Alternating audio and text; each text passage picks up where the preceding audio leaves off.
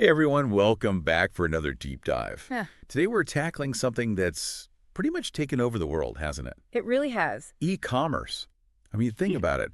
Ordering your groceries online, Yep. snagging those concert tickets without leaving your couch. Absolutely. It's everywhere. Mm. And it's having a huge impact on pretty much, well, everything. Businesses, how we spend our money, even like global economies. That's Well, why. so to really wrap our heads around this whole thing, Yeah. we're going to be diving deep into this awesome report called E-commerce, how it's changing the world. Great report. Seriously good stuff. Yeah. And one of the things that just blew my mind right off the bat was that global e-commerce sales are projected to hit, wait for it, $6 trillion this year. Whoa. Trillion! With a T. That's just, I can't even... It's a hard number to even fathom. I know, right? Yeah. Like, how do you even visualize $6 trillion? Right. So, to help us break down this behemoth, we've got our amazing expert here, Happy to be here. ready to dig in and make sense of this whole e-commerce explosion. I'm ready. Let's do it. All right, so first things first. Let's talk about how e-commerce has become like, I don't know, this totally normal part of our lives. Like second nature. Exactly. Ah. Like I mentioned before, grocery shopping online is my jam. Clothes shopping, gifts. If I can buy it online, I am there. Same.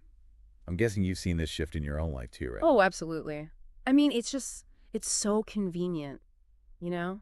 No lines, no crowds. Tell me about it. And you can shop like anytime, anywhere, waiting for the bus, bam. Yeah. You're browsing for shoes. Right. Midnight snack cravings. Boom. Groceries at your doorstep. Exactly. But it's not just about convenience, though, is it? No, definitely not. The choice is another huge factor. You can find pretty much anything you can imagine online. True. I mean, think about it. Like, you could be in the middle of nowhere and suddenly have access to, like, handmade jewelry from artisans across the world. Exactly. It's like it's opening up this whole world of possibilities for both shoppers and sellers. Okay, so we're seeing how e-commerce is changing things for, like, regular people like you and me. But on a global scale, that's where things get really interesting. It does. Our report highlighted China as the leading e-commerce market by far. Oh, for sure. And, I mean, we've all heard of Alibaba. Right. So, this massive online marketplace. Massive is an understatement. But what's interesting to me is that China's e-commerce scene goes way beyond just... Websites. Yeah. Like, their whole approach is totally different, isn't it? It is, like live stream shopping. Huge over there. Think of it like QVC on steroids. QVC on steroids. Okay, I need details. So they've got these influencers, right? And they'll go live and demo products, anything from makeup to like, kitchen gadgets. Oh, like those TikTok live shopping things. Exactly, but on a way bigger scale. Yeah. And it's super effective. People get caught up in the hype, the excitement, the deals. They end up impulse buying like crazy. Wow, and this is all happening within their existing platforms like WeChat. Yeah. It's called social commerce, buying stuff directly through social media apps. That's wild. So it's like e-commerce is woven into the fabric of their online experience, not just a separate thing you do. Right. Okay, that's super fascinating. Now, let's hop over to the U.S., Okay. where we've got Amazon dominating the scene. Well, Or at least that's what I always thought. it's a little more complicated than that. Oh. Spilled the tea. So Amazon is definitely the king when it comes to, like, logistics. Oh, yeah. Their delivery network is insane. You order something and it's on your doorstep, like, the next day. Prime is life, Right. Yeah. But if we're talking purely about transaction volume, Alibaba's Taobao platform actually dwarfs Amazon. No way, really? Yeah. They've got way more individual sellers and a much wider product range. So it's like different strengths, different approaches. Exactly. Amazon is all about efficiency and speed. And Prime, Of course. while Alibaba is more about sheer volume and variety. Okay, so U.S. versus China. Two totally different e-commerce beasts. Definitely. But what about the rest of the world? What's going on over there? Well, the report highlighted the UK as a major player in the online fashion and grocery markets. Ah, yes, the U.K. Land of ASOS and Tesco. Exactly. You a fan of ASOS? Obsessed. Their next day delivery has saved me from fashion disasters on more than one occasion. They've really nailed that user experience, haven't they? Totally. Returns are super easy too, which is dangerous for my bank account. Right. Makes you more likely to buy stuff if you know you can send it back hassle-free. Truth. Yeah. And what about Tesco? I know a lot of people in the UK who swear by their online grocery shopping. Tesco's been really smart about integrating their online and physical stores. They've got this click and collect system Oh, yeah, I've heard of that. where you order online and pick up your groceries at the store. That's super convenient. Right. It's perfect for busy people who don't have time to wander the aisles. Okay, so UK is killing it with online fashion and groceries. They're definitely up there. But what about a market like India? It's exploding right now, right? India is absolutely fascinating. They've got this perfect storm brewing, affordable smartphones, dirt cheap data plans. Really? Yeah. And that's fueled this huge boom in e-commerce. Wow. Platforms like Flipkart and Myntra are leading the charge. I haven't heard of those. So they're really interesting. They're not just copying what Amazon or Alibaba are doing. Ah, they're doing their own thing? Exactly.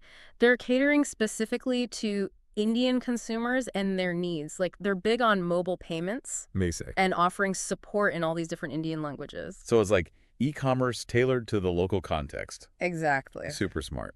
Now, our report also mentioned Germany as a major e-commerce hub. They are. And I think I've heard they're known for their really strong infrastructure, right? Oh, their infrastructure is top-notch. It's one of the reasons platforms like Zalando, a fashion giant, have been so successful. Zalando, I think I've seen their ads. Yeah, they're big. Uh-huh. And then there's Otto, which is more diversified. Right. They sell everything from furniture to electronics. Germany is also way ahead of the curve when it comes to sustainability. Oh, interesting. Yeah, they're really focused on things like eco-friendly packaging and easy returns. Smart. Consumers care about that stuff more and more these days. They do. And companies are having to adapt. Makes sense. Yeah. Okay, so we've talked about the global e-commerce landscape, different countries, different approaches. Mm-hmm. But now let's get down to the nitty-gritty. The platforms themselves, the giants, the behemoths. The big players. And let's be real, we got to start with Amazon. It's like the 800-pound gorilla in the room. It is, isn't it?